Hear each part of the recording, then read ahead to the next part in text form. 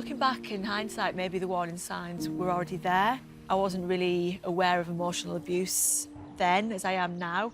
It was still obviously a massive surprise when it did happen. At first it was what seemed to be a kind of nice relationship, but quite quickly there was little signs that just started creeping in. The majority of it was a lot of emotional abuse that did escalate over time, and it made me start to really question myself, and it affected my self-esteem, and I was just constantly finding myself walking on eggshells because I didn't know what was coming next. The evening when the physical abuse happened, like in a lot of cases, it was alcohol-fueled. We had an argument and he just flipped on me, repeatedly punched me in the face. I tried to defend myself, but I was unable to. It did only happen the once, thankfully, but it was enough to really almost scar me for life, physically as well as mentally. The last evening before I was able to get away from him, it caused some horrible injuries to myself, but it also got my son, who was about 7 months at the time, out to bed to watch it. Even to this day, I still remember seeing the look on his face of fear, and it was that look that really made me think that I need to get out for my son and for my safety. When the incident happened, I was fortunate. I went straight back to my parents' house. They didn't live too far away, so I was lucky that I had that safe haven to go to. I think at that point of my life, because I was young, it probably would have been easy to go back to him if I didn't have the support from people. It was really difficult not to go back. It made me feel like I couldn't be a good parent and that I needed him. There'd been a lot of economic abuse and he'd built up a lot of debt in my name, and it made me feel, because I was on maternity leave at the time, that I needed to be with him to be able to have money to bring up my son. But my family and my friends were there for me, and domestic abuse services, and I couldn't have done it without them, really. I've always been very open about what happened to me. I've always told people who didn't know me at the time. I'm always happy to talk about it now with anybody as well. The one that really always stuck with me was a lady who confessed to me that I would get used to it because she'd got used to it from her husband, and she had 3 children, and it was really harrowing to think that she'd accepted that in her life. I think before I felt like I couldn't do it. I felt like there was no way to get away, but there's so many options out there, and a key thing is the National Domestic Abuse Helpline, which is run by Refuge. Now I know about Refuge and all the work they can do. That's what I'd be plugging to people. I'd be telling them to ring the Domestic Abuse Helpline. I'd be telling them to go on the website, not just suffering at home, thinking that this is it for them, because there's so much support out there. My marathon is going to be split up. I'm going to be starting off with my running club. There's such a supportive group of people. And then the next part I'm going to be doing with my son, because he's the real reason why I'm doing all this, is to give him a good life. My friends and family have been so generous and supportive of me with donations, but also with time, looking after my son, putting up with me whining about runs in the freezing cold, because they knew that it was a good personal challenge as well as the monetary gain for Refuge from it. My advice, if anybody does suspect a friend or a loved one experiencing domestic abuse, it's just be there for them and support them and empower them to make the decisions for themselves. If anyone is watching this and it's ringing alarm bells, all I will say to you is you aren't alone, which is what you need to remember. It's not your fault, and the help is there. Please seek the help. Thank you so much to Claire and Michelle for sharing their stories, and it's really important to them to do that, and that's why they're running today, because they want to highlight that help is out there. And of course there are many organisations that can do that, but let's just point you in the direction. If you need advice and support, of bbc.co.uk/action line, you can hear recorded information on the Action Line helpline, which is 0800 888 809.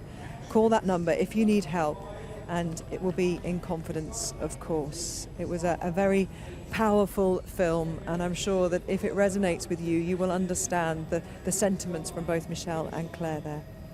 Well, Claire's running somewhere in Leeds today. We might catch up with her a little bit later on. Michelle Studley had a track and trace notification, so just showing you the situation in which this London Marathon has been set up in. So she's unable to run today, but many more are. And Jeanette Quachi has got messages of support for those who are pounding their streets. So many messages of support, so many messages of support. People have been using hashtag BBC Marathon to send them here to us. And we've got one here. Good luck, Robin Gibb, on his first marathon, raising money for the Scottish Cot Death Trust in memory of baby Drew and all the babies lost. Now, Team Gibb is about to head through the 16-mile mark with a chocolate bar to keep them going. Oh, we could all do a chocolate bar. Keep going, Pippa, and thank you to your friends supporting you to do your first marathon in Cornwall. Even though you're all soaking wet, the RNLI are a very worthy cause. Love, Mum and Dad. And how about wishing Santosh the best of luck today? You're an inspiration to all the children in our school, and they'll be cheering for you, Mr. Shradakar. All our love and best wishes, Maisie and Emma. There are so many of you out there doing this marathon virtual all over the country. Please keep going. Send us your messages. Hashtag BBC Marathon. We could do with the support in the pouring rain, but all for good causes. Thank you, Jeanette. And did you not hear that? Jeanette needs a chocolate bar. So whoever is looking after Jeanette's studio down there, she needs a chocolate bar. We've been going here this morning on air since 7 o'clock, but we're loving it. We're loving the fact that London is taking place this year and that you out there are going for it in your 26.2 mile journeys. And we just saw Claire and Michelle, of course, who are running for Refuge and raising awareness of that really important charity. Michelle had a track and trace, but Claire is there. There she is. Hello, Claire. It's great to see you with your big smile somewhere in Leeds. Now, Leeds is in a bit of a lockdown, isn't it? So how's your route looking? Well, we've had to completely change plans because of the local lockdown. My husband got out at about 4:30 this morning and did his marathon so he could come back to look after our little boy. So now I'm with my good friend Laura, who's been my training partner the whole way through. Thankfully, get me saying as well. And we've set off a bit later than planned, around midday. We drove out towards Castleford and we're running back to Leeds down the canal. And the weather looks lovely. I mean, that looks like sunshine kind of coming off those leaves there. So the rain stopped, has it, in Leeds? Yes, luckily for now. Yeah, keeping everything crossed. This is as good as we can expect in October.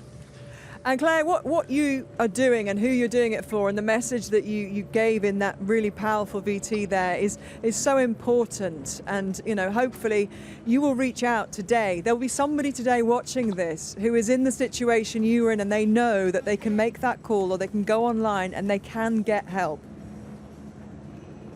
Absolutely. Just everything I said in the interview beforehand, the help is there for everybody. It's there 24 hours a day, 7 days a week. So please just find time and reach out.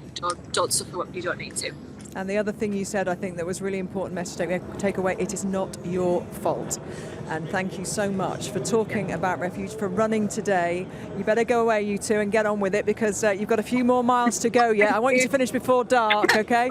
And before that rain comes back as well. Enjoy it. Love to Leeds. Take care. Thank you. Bye.